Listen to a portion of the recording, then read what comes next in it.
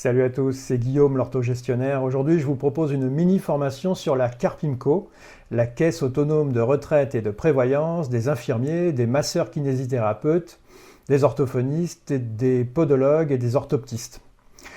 C'est une formation qui s'adresse à vous si vous voulez comprendre pourquoi vous lâchez plusieurs milliers d'euros à cette caisse. C'est toujours mieux de comprendre parce que si on comprend, on peut anticiper les choses. Alors évidemment, ça ne s'adresse pas à vous si vous comprenez toutes les lignes de vos avis de Carpimco.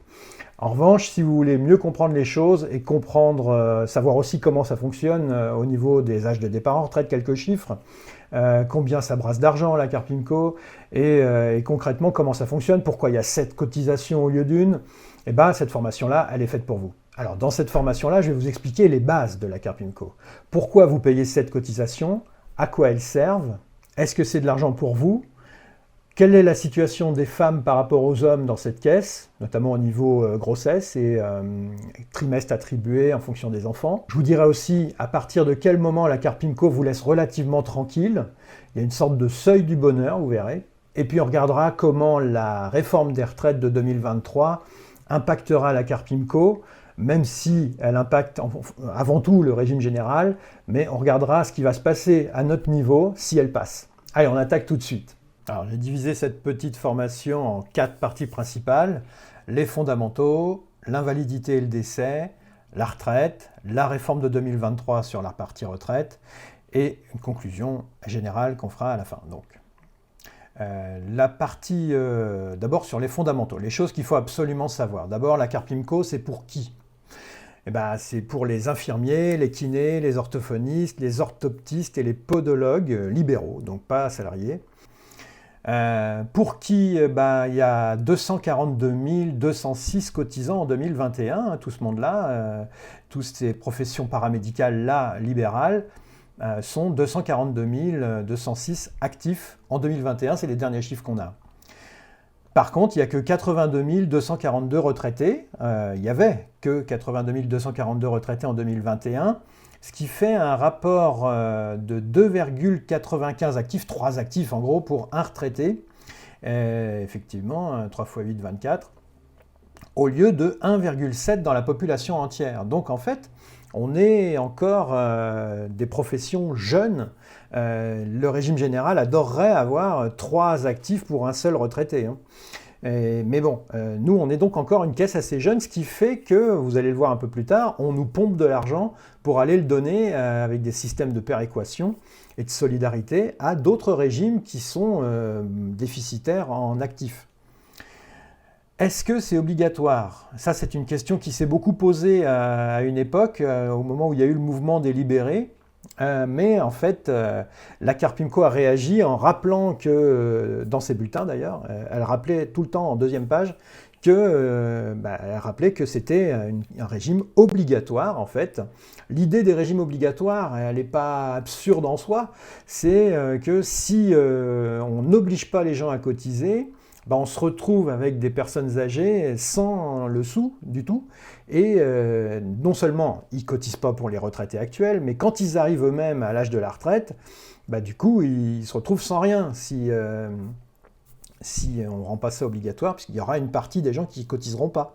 Ou qui, soit parce qu'ils ne voudront pas, soit parce qu'ils chercheront à s'organiser autrement, et puis ils feront de mauvaises affaires, et ça périclitera. Donc en fait, en forçant les gens à avoir un régime obligatoire, la France, non seulement fait une solidarité entre les générations, mais en plus, elle garantit le fait d'avoir au moins un socle minimal de pension de retraite arrivé à l'âge de la retraite. Même si on prouve qu'on est assuré ailleurs, chez un assureur français ou européen, ça ne marche pas. Il faut pouvoir prouver qu'il faut cotiser au régime obligatoire. Voilà, l'utilité de cette obligation, je viens de vous la dire, c'est l'idée du socle minimal de retraite et de solidarité intergénérationnelle, parce que où va l'argent des cotisations? Cet argent-là, donc c'est 1,5 milliard en 2021, c'est énorme quand même, juste pour les paramédicaux.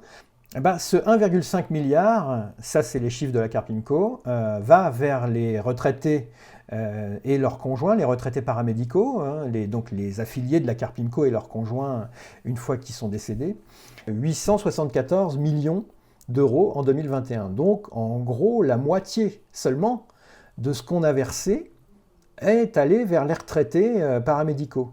Donc, on ne peut pas dire qu'on cotise uniquement pour les vieux paramédicaux, hein.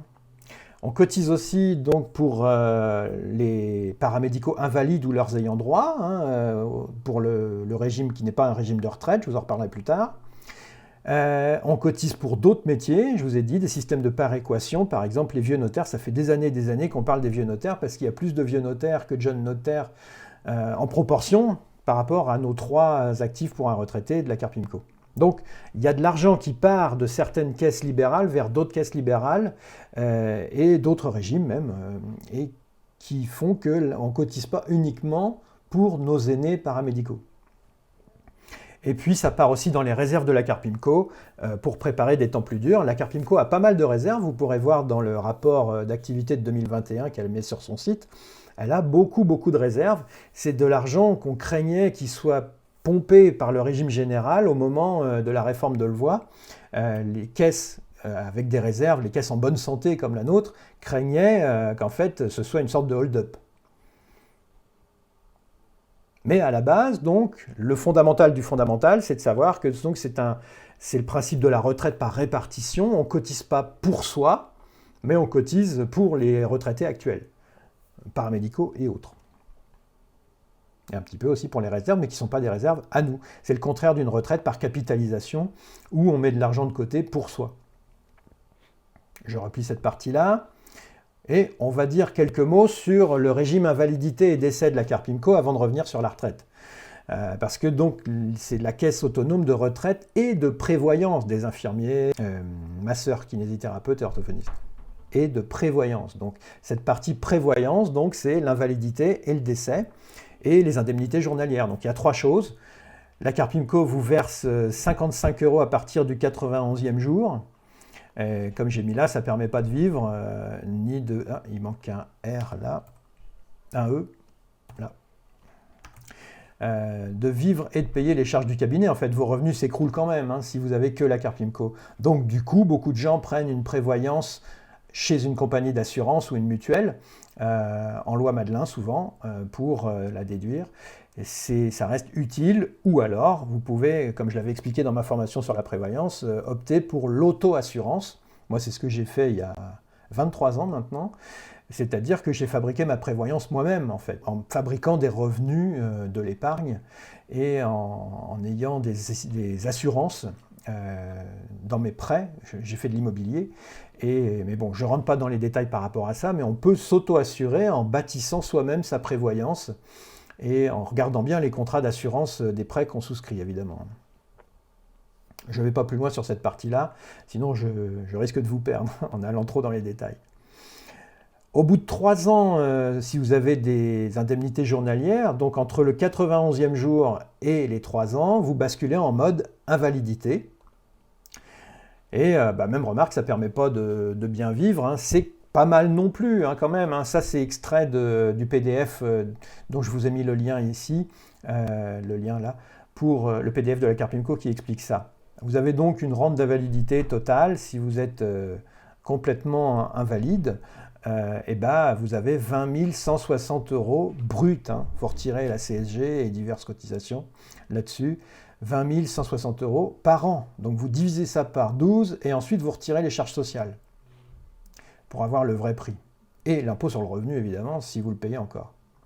Alors, il y a aussi une rente d'invalidité partielle si vous n'êtes pas complètement invalide, qui est la moitié. Donc ça, c'est la partie invalidité. La prévoyance peut aussi, la prévoyance Madelin peut aussi s'intéresser à ça. Il est d'ailleurs possible de ne pas prendre la prévoyance Madelin pour les indemnités journalières à partir du 91e jour, mais de les prendre pour les gros coûts, comme l'invalidité. Parce que ce qui coûte le plus cher dans une prévoyance Madelin, c'est la partie indemnité journalière, parce que c'est ce qui a le plus de risque d'arriver. Oui, une chose que je ne vous ai pas dite, les 55 € à partir du 91e jour, depuis 2 ans maintenant, il y a aussi un peu d'argent qui est versé entre le 4e jour et le 91e jour par la CPAM. Je n'entre pas dans le détail puisque c'est une formation sur la Carpimco. Et puis au-delà de l'invalidité, si on meurt, il y a aussi une rente qui peut être versée, ou un capital aussi. Je vous laisse regarder tous les détails sur le lien, puisque je vous donnerai un lien vers la mind map. Donc vous avez tout ça. Tout ça, c'est sur le site de la Carpimco de toute façon. Donc il y a une prévoyance non négligeable quand même de la Carpimco. Et d'ailleurs, la cotisation est non négligeable, elle n'arrête pas d'augmenter de manière démentielle depuis quelques années. Passons donc au gros morceau qui est la retraite. Ce qu'il faut savoir, c'est que la Carpimco, c'est un régime à points. Il y a 3 régimes à points, on en reparlera plus tard des 3 régimes, mais donc c'est un système à points.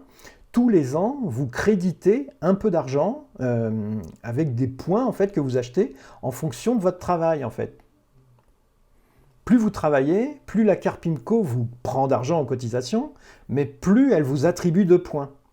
Et le jour de votre départ en retraite, elle regarde combien vaut chaque point de chaque régime, et ça vous donne votre retraite brute. Ensuite, elle retire les charges sociales et les impôts.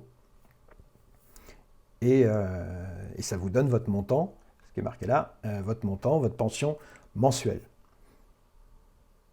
Retraite par répartition, c'est ce que je vous disais tout à l'heure. On ne paye pas pour soi, mais pour les retraités actuels. On accumule juste des points qui donnent aucune assurance, c'est le cas de le dire, aucune assurance parce que ce sont juste des promesses. C'est pour ça que je l'ai écrit en gros. Les points de retraite, c'est des promesses de droit auxquelles on vous demande de bien croire parce que c'est équitable et solidaire, c'est un régime gentil qui a été inventé à la fin de la guerre. C'est des promesses parce que rien ne garantit le fait qu'on ait vraiment ce qu'ils nous annoncent. Ils font des simulations, même en vous disant si vous continuez à cotiser comme ça, vous aurez tant à l'euro près. C'est pas possible puisque les montants sont régulièrement, les rendements sont régulièrement dégradés et aussi parce que on n'est pas à l'abri d'une crise genre ce qui s'est passé en Grèce où les pensions ont baissé de 20% d'un coup parce que le pays était en train de faire faillite. On n'est pas à l'abri non plus d'absorption de la Carpimco par le régime général un jour, puisque ça a failli arriver en 2020. Alors théoriquement, les points acquis restaient acquis, mais on n'est pas à l'abri, si vraiment le pays va mal, un jour que la Carpimco s'écroule et soit absorbée dans le régime général. Mais bon, on ne sait pas non plus ce que vont devenir nos métiers paramédicaux conventionnés. Enfin, il y a plein d'incertitudes, donc tout ça, ce sont bien que des promesses. Ça paraît quand même un peu plus sûr que la retraite par capitalisation, évidemment, parce qu'en retraite par capitalisation, on ne peut pas vous garantir un montant vraiment, mais on ne peut pas non plus vous le garantir à 100% avec le régime par répartition de la Carpimco. Il faut vraiment retenir que les points de retraite sont des promesses de retraite. Ensuite, vous avez donc 3 régimes, avec donc chacun 2 cotisations. Le régime de base, qui a une très grosse cotisation, il vous prend 10,1% de votre bénéfice en 2023 jusqu'à 43 992 €. Et puis ensuite, il vous prend plus que 1,87%. Donc c'est pour ça que je vous parle ici de seuil du bonheur en fait. À partir de 43 992 € cette année, on est nettement mieux parce que le régime de base vous lâche la grappe en fait. Ensuite, vous avez le régime complémentaire. Le régime complémentaire, lui, il vous prend pas loin de 2000 €. On va sûrement les atteindre l'année prochaine, les 2000 €. Là, on les frôle. 2000 €, quel que soit votre revenu. Ça, il vous prend ça. Et ensuite, au-delà de 25 240 et quelques, 25 000 € disons, il vous prend 3% de votre bénéfice qui dépasse ce montant-là. Donc, il y a aussi 2 cotisations. Et ensuite, vous avez l'ASV, avantage social vieillesse, ça sonne bien, ou régime des praticiens conventionnés. Donc celui-là, il touche que les revenus conventionnés. Si vous avez la moitié de votre activité qui est non conventionnée, par exemple avec une activité secondaire, vous serez taxé par l'ASV que sur la moitié, mais en même temps, ça vous donnera des points que sur cette moitié. Alors l'ASV, lui, il a une petite cotisation forfaitaire de environ 200 €. Ça a dépassé les 200 € depuis l'année dernière. Et puis ensuite, il vous prend 0,16% de votre bénéfice en plus. Et la Sécu cotise, c'est pour ça qu'ils appellent ça un avantage social, la Sécu cotise aussi 2 fois plus que vous, en gros, sur cette ASV, et elle vous donne aussi des points. Mais bon, il faut savoir que, en gros, votre retraite sera faite par le régime de base et le régime complémentaire. L'ASV, c'est tout petit. Il y a eu une grosse réforme parce que cette ASV a failli faire faillite en 2008, donc il y a eu une grosse réforme qui a quasiment torpillé l'intérêt de ce régime conventionné. Donc, je vous disais le seuil du bonheur, parce que si on rassemble le tout, les 3 régimes, au-delà de 43 992, bah vous payez en gros que 5% de tout ce qui dépasse cette somme, en fait. Donc, en dessous, vous avez un socle commun, c'est-à-dire qu'on s'assure, la Carpinco s'assure vraiment qu'il y ait une grosse cotisation sur les bas revenus pour être sûr que les gens aient quand même quelque chose arrivé à la retraite, surtout s'ils cotisent vraiment 43 ans. Et donc, en fait, comme je dis là, la Carpinco est un impôt dégressif, puisqu'on vous taxe plus en dessous des 43 992 qu'au-dessus. Donc, c'est un impôt dégressif, contrairement à l'impôt sur le revenu, qui lui est progressif, puisque plus vous gagnez, plus le taux augmente. À la Carpinco, plus vous gagnez, plus le taux baisse. Donc ça compense, la Carpinco compense la progressivité de l'impôt sur le revenu. C'est quelque chose qui est stimulant parce que ça nous incite à travailler en fait. Le problème, c'est que le seuil du bonheur n'arrête pas de reculer. Cette année, il a fait un gros bond à cause de l'inflation, comme si nous, dans nos métiers, on avait de l'inflation. Mais bon, on l'a subi, on ne la répercute pas sur nos patients, enfin quasiment pas. Et donc ce seuil du bonheur-là, il augmente beaucoup année après année. Là, tant qu'il va y avoir de l'inflation, il va beaucoup augmenter. Donc ce qui fait qu'il va s'éloigner, il va nécessiter de travailler de plus en plus pour l'atteindre. Mais par contre, une fois qu'on l'atteint, il y a de quoi être content parce qu'on travaille plus pour soi en fait. Et on cotise moins, on accumule moins de points sur cette partie qui dépasse, mais on peut fabriquer, on a une liberté en fait, que n'ont pas les bas revenus. À partir de là, vous pouvez fabriquer votre retraite comme vous voulez avec de l'immobilier, du PER. Enfin, je ne vous détaille pas tout ça. J'ai fait pas mal de formations là-dessus, mais je ne vais pas entrer dans le détail là-dessus. Au-delà de 43 992, vous pouvez aussi faire de l'auto-assurance, comme je disais, pour la partie prévoyance. Alors, quelques chiffres que nous donne la Carpinco dans les faits. C'est que l'âge de départ de 62 ans à l'heure actuelle, c'est 62 ans en théorie avec une décote, ou 67 sans décote. Dans les faits, en fait, on part à 64 ans et 2 mois, enfin en 2021, en fait, c'était 64 ans et 2 mois, donc on était déjà à 64 ans avant que la réforme actuelle du gouvernement soit imaginée. C'est moins pour les femmes que pour les hommes, les femmes partent plus tôt. Elles partent à 63,86 ans. Il faut dire qu'elles ont un bonus de trimestre avec les enfants, comme si elles avaient travaillé plus en fait. Ça compense en partie les carrières hachées. C'est une mesure qu'elles ont. Et nous, par contre, on part à 65,21 ans. Il y a une partie de ces trimestres-là maintenant qui peuvent être partagés entre les femmes et les hommes. C'est sur 8 trimestres, il y en a 4 qui peuvent être partagés, où la femme peut dire « bon bah ok, je les donne à mon mari ». Mais ça, je crois que c'est depuis 2010 que c'est passé. Pour les retraités actuels, il n'y a pas eu du tout cette mesure-là. Les femmes avaient 8 trimestres par enfant supplémentaire. Et donc ça fait quand même 8 trimestres, ça fait 2 ans, hein, quand même. Hein. La retraite moyenne, elle est très très basse, c'est 960 € brut, donc 889 € net avant impôt.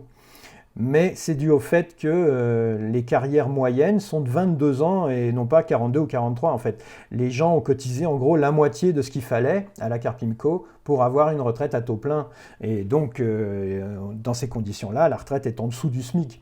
Et dans ces conditions-là aussi, si on n'a que ça comme retraite, les 1200 € annoncés par la réforme de 2023, je vous en reparlerai, on ne les a pas puisqu'on n'a pas le nombre de trimestres qu'il faut. Pour partir à la retraite, il faut avoir atteint un certain âge, mais aussi un certain nombre d'années. Et puis l'âge de décès moyen des paramédicaux, c'est 81 ans. Voilà, ce qui fait que donc la retraite actuellement, c'est en moyenne de 64 ans à 81 ans, donc ça fait 17 ans de retraite. Alors j'avais calculé, à 17 ans, on est gagnant, surtout par rapport à ce qu'ont payé les boomers. En fait, ils sont gagnants sur le nombre d'années qu'ils perçoivent, même en incluant l'inflation dans le raisonnement. Replions donc cette partie retraite pour regarder, donc on va rester sur la retraite, mais sur la réforme de 2023. Que change la réforme de 2023 ? Déjà, il y a une chose qui ne change pas, c'est que la Carpimco ne disparaît pas. Le système de la Carpimco reste sur pied, elle va continuer à augmenter ses ponctions tous les ans, évidemment, alors qu'elle a failli disparaître dans la réforme de Delevoye, où elle devenait un simple guichet du régime général qui s'occupait de nous. Et puis on pouvait être sûr qu'un jour ou l'autre, elle aurait disparu pour faire des économies d'échelle, quoi. Ensuite, le passage à 64 ans. Donc on a vu que les paramédicaux libéraux partent en moyenne déjà à 64 ans, en fait. Ce qu'il y a, c'est qu'on perd la liberté de partir avant, alors que avant la réforme, enfin même encore maintenant au moment où je vous parle, puisqu'elle n'est pas encore entérinée, on a le droit de partir entre 62 et 64. Là, on n'aura plus le droit, à moins de ne pas vouloir toucher sa retraite, hein, puisqu'on est quand même des gens libres. Mais si on veut demander de l'argent à la Carpimco, il faudra attendre 64 ans si la réforme passe. Et puis on garde la borne de 67 ans pour le taux plein, puisqu'actuellement, on doit attendre 67 ans pour être sûr d'avoir le taux plein si on n'a pas son bon nombre de trimestres. Le taux plein et les 43 années de cotisation de la réforme Touraine, puisque la réforme Touraine faisait passer le nombre d'années nécessaires de cotisation à 43, la réforme des socialistes il y a 10 ans. Et le calendrier de cette réforme-là est juste accéléré, en fait. Et puis, ça je vous l'ai dit, le passage à 64 ans nous ôte la liberté de partir à 62. La durée de cotisation donc, passe de 42 à 43 ans, mais c'était déjà prévu dans la réforme Touraine. Je vous ai dit, la réforme actuelle accélère la réforme des socialistes. Le calendrier de transition des 42 à 43 ans est accéléré pour compenser les déficits du régime général. Il y a des chances que nous, on soit impactés par ça. Et donc, si on considère un paramédical Bac plus 5 qui a eu son bac à 18 ans, ça fait un début à 23 ans, évidemment, hein, s'il n'a pas d'année d'avance, et un taux plein à 66 ans, 23 plus 43. Alors, un taux plein à 66 et non pas 67. À 66, il n'y a pas besoin d'attendre 67. Pour l'instant. Quid des 1200 €? Vous avez peut-être entendu des 1200 €, parler des 1200 € de la réforme qui était une sorte de moyen de la faire passer. Ils ont super mal communiqué sur ça, puisque sur le coup, ça a fait saliver pas mal de gens, d'autant qu'ils disaient que ça allait être tout de suite. En fait, ça ne concerne pas énormément de gens et ça ne concernera pas tous les orthophonistes, comme je vous le disais, ou tous les paramédicaux, qui n'ont pas une retraite à taux plein. Il faut un taux plein. C'est-à-dire qu'il faut le bon nombre de trimestres cotisés. Mais de toute façon, si vous êtes à la Carpimco, vous avez de grandes chances d'être au-dessus de ces 1200 € si vous avez vraiment cotisé 43 ans. Alors j'ai mis après injustice pour les femmes, parce qu'on entend beaucoup parler d'injustice pour les femmes, d'autant que les syndicats de paramédicaux sont tellement féminisés, et la Carpimco elle-même, et je crois que c'est 2/3 de ces cotisants qui sont des cotisantes en fait. Donc on entend beaucoup parler des femmes depuis l'émergence de cette réforme. Déjà il y a des avantages qui ne bougent pas, hein, les 8 trimestres de bonus, les 100 points bonus au régime de base, dont je ne vous ai pas encore parlé, et puis il y a aussi le fait que nous on cotise comme des femmes alors qu'on meurt 6 ans plus tôt. Ça, c'est un avantage pour les femmes, en fait, hein. La cotisation des femmes, si c'était une assurance normale, devrait être plus chère, puisqu'elles vont profiter de la retraite plus longtemps que les hommes. Non, les hommes cotisent comme des femmes, alors qu'ils vont en profiter moins longtemps. Donc ça, c'est un gros avantage du régime, pas seulement de la Carpimco, hein, des régimes obligatoires, en fait. C'est que les hommes cotisent comme des femmes. Et les femmes cotisent comme des hommes, puisqu'il n'y a qu'une cotisation. Que change la réforme, en fait? C'est qu'il va y avoir des trimestres bonus pour les femmes, les trimestres bonus pour enfants, qui serviront à rien, puisque de toute façon, il faudra quand même atteindre 64 ans. Il y a des femmes qui auraient peut-être pu avoir la retraite à taux plein avant 64 ans, mais de toute façon, il faudra qu'elles attendent 64 ans quand même. Et puis, même chose, j'ai mis même chose pour les rachats de trimestres aussi. Vous pourrez toujours racheter vos trimestres, de toute façon, il faudra attendre 64 ans quand même.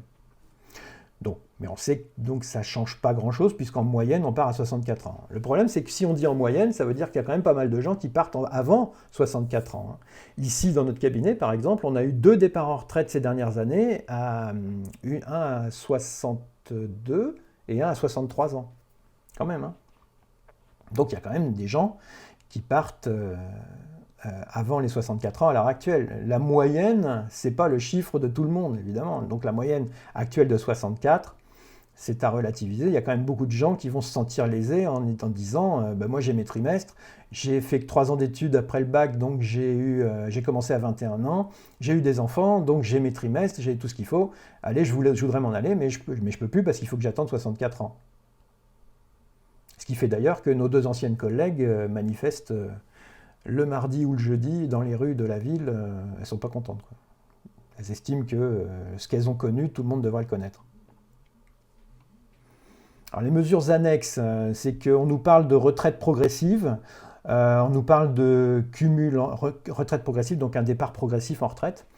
Le cumul emploi-retraite devrait être réformé, ça c'est sympa, parce qu'actuellement, si vous cumulez, si vous demandez votre retraite tout en continuant à travailler, vous avez le droit sous certaines conditions.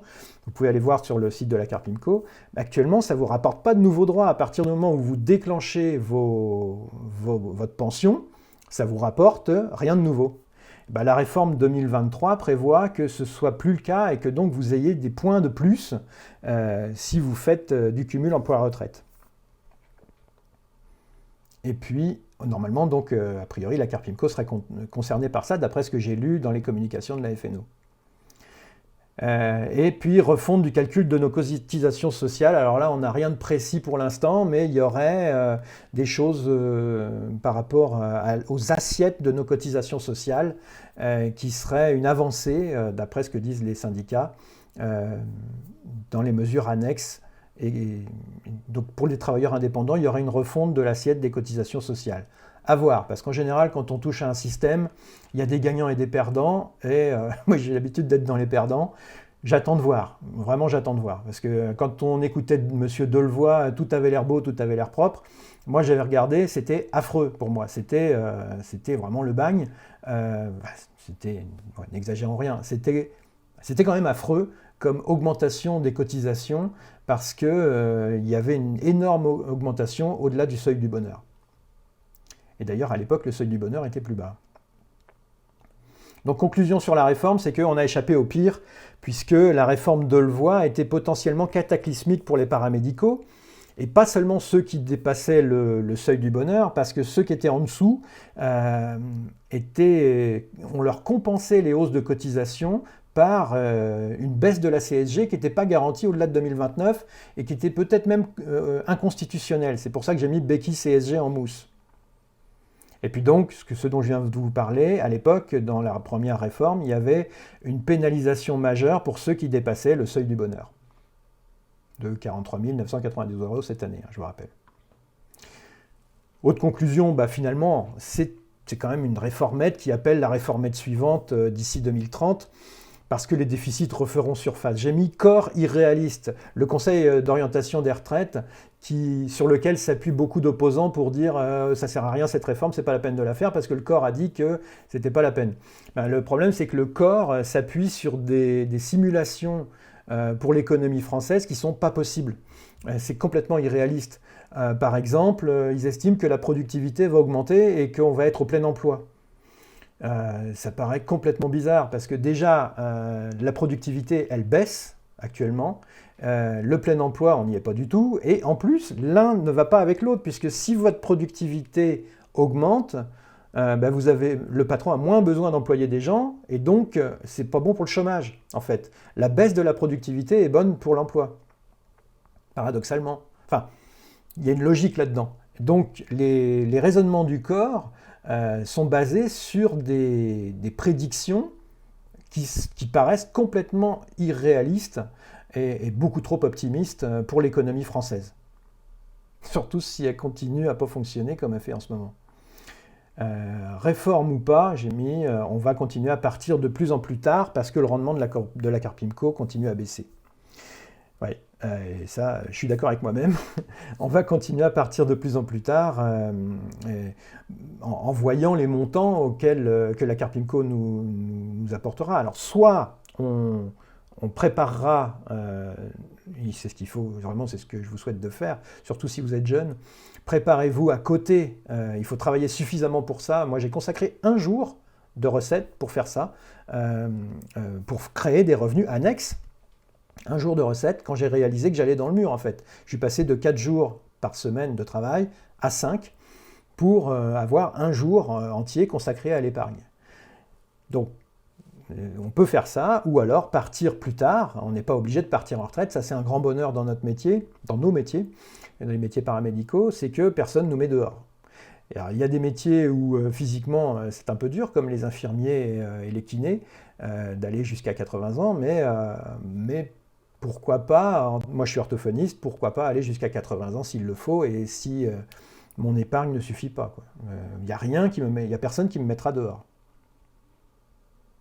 Et puis donc, conclusion générale, la Carpimco fait partie du système français, même si elle a un fonctionnement particulier avec ses points et ses 7 cotisations. C'est de l'argent pour les autres, et pas de l'argent pour soi, c'est de la solidarité et de la répartition, de la solidarité avec les malades et de la solidarité intergénérationnelle. On nous parle de salaire différé, les tenants de ces systèmes-là appellent ça du salaire différé, du revenu différé pour nous, puisque ce n'est pas du salaire. C'est pas un impôt, c'est de l'argent que vous versez pour de l'argent qui vous reviendra plus tard. La Carpimco aime bien insister là-dessus quand elle montre ses barèmes, tout ça vous donne droit à des droits. Le problème c'est que ces droits-là baissent tout le temps, puisque il y a de plus en plus de retraités pour moins d'actifs. Donc ces droits-là baissent. Donc c'est de la solidarité avec des générations les boomers, qui ont beaucoup moins cotisé que nous. C'est démentiel, hein, quand on regarde, j'avais fait un article là-dessus, quand on regarde ce qu'ils avaient cotisé, par exemple le barème de 1990 et le barème d'aujourd'hui, c'est démentiel la différence entre ce qu'ils payaient eux, même si vous incluez l'inflation, hein, et ce que nous on paye. Parce que eux, ils avaient leurs parents des générations d'avant-guerre à financer, qui étaient peu nombreux, et qui leur avaient laissé un pays en bon état en plus. Je vous ai mis le lien vers une formation plus complète que j'ai faite sur le système de retraite de la Carpimco. Ça s'appelle d'ailleurs le système Carpimco. Et puis, n'hésitez pas, si vous voulez des infos fraîches toutes les semaines, à vous abonner à ma newsletter. Je vous ai mis le lien aussi dans la mind map. Dans ma newsletter, je vous parle de l'actualité de nos métiers, orthophoniques et pas seulement orthophoniques, non clinique, tout ce qui est non clinique, toutes les semaines, tous les jeudis, en fin de matinée, vous recevrez une newsletter. C'est gratuit et vous ne pourrez pas dire que vous n'étiez pas au courant de tel ou tel point de l'actu de nos métiers, de l'actu non clinique. Voilà, il est temps de conclure. Hein. Alors, vous avez vu, ce n'est pas si compliqué que ça, la Carpimco. En résumé, je trouve que la Carpimco a 3 défauts et une qualité. Les 3 défauts, déjà, le premier, c'est que ça augmente tout le temps de manière démentielle. Hein. Par exemple, le régime invalidité-décès a pris 11% cette année et il avait déjà pris 12% l'an dernier. Alors tout ça se passe comme si on était des métiers qui pouvaient répercuter ces hausses de coûts sur leurs tarifs, alors qu'évidemment, on nous coince des deux côtés en nous mettant des hausses et en nous empêchant de les répercuter sur nos tarifs. Donc ça, c'est le premier défaut horrible. La dérive de la Carpimco est démentielle. Sur le régime complémentaire aussi, ça n'a rien à voir avec nos tarifs. Comme si les gens qui géraient la Carpimco ne savaient pas que nos tarifs sont gelés la plupart du temps, alors qu'évidemment, ils le savent. Deuxième défaut, il y a le fait qu'on doive cotiser au-delà du seuil du bonheur. Moi, j'aimerais bien qu'on nous lâche la grappe et qu'on nous laisse cotiser comme on veut, comme on voudrait, en faisant de la retraite par capitalisation. Mais évidemment, retraite par capitalisation, c'est un gros mot dans ce pays. Donc évidemment, on continue à faire de la répartition au-delà du seuil du bonheur, même si on en fait moins. Et puis à la base, moi, j'aime pas les monopoles étatiques. Je trouve que les monopoles, c'est sclérosant. Tout ce qui est géré par l'État, en général, c'est mal fait. Donc j'aimerais bien que la Carpimco soit mise en concurrence avec des mutuelles et pourquoi pas même des compagnies d'assurance européennes. Enfin, il faut reconnaître une qualité vraiment incontournable de la Carpimco, c'est sa dégressivité. L'impôt sur le revenu, c'est le découragement organisé, puisqu'à un moment, on finit par avoir l'impression qu'on ne travaille que pour l'État, en tout cas pour les autres. puisque de toute façon, on ne vous estime pas suffisamment intelligent pour vous occuper de votre propre argent, il faut qu'on vous le prenne pour le redonner aux autres. La Carpimco, c'est l'inverse, on vous force à cotiser beaucoup, on l'a vu, hein, quand on gagne peu d'argent, jusqu'au seuil du bonheur de 43 992 € en 2023. Et au-delà, on vous lâche un peu la grappe pour vous rendre un peu de liberté, et donc ça baisse sensiblement. Donc c'est dégressif, et ça compense partiellement seulement la progressivité de l'impôt sur le revenu, et ça, c'est quand même du bonheur, une grosse incitation à travailler, vraiment. Allez, c'est tout pour cette formation, j'espère qu'elle vous a plu. À la prochaine pour une autre vidéo, ou à jeudi pour la newsletter.